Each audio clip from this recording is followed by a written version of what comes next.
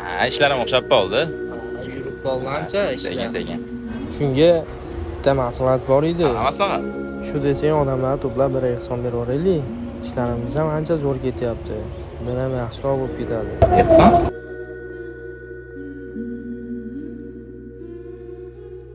Qanaqa ehson, ashincha bo'ldi uvol qilib, undan ko'ra kayf qilib o'zimizga ishlataylik.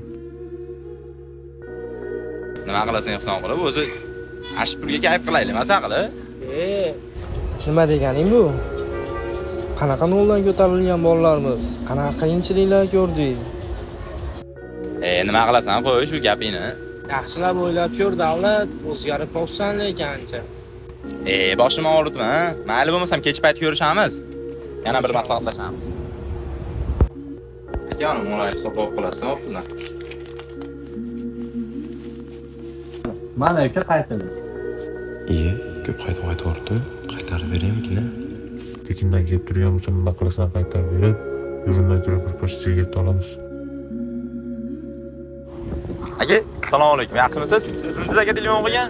Boshni shu aka. O'tiraylik, gaplashamiz.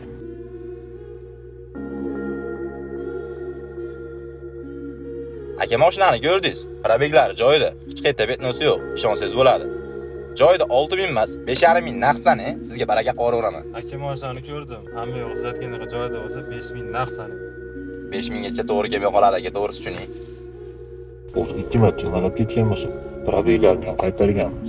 Umuman bu dokument yo'qotish kerak emas. Nimaga qaydan sotasan? 5000 ming bosish kerak. Aka, mayli 5000 emas, 5200 sani, bo'laveradimi? Bo'laveradi. Baraka aka.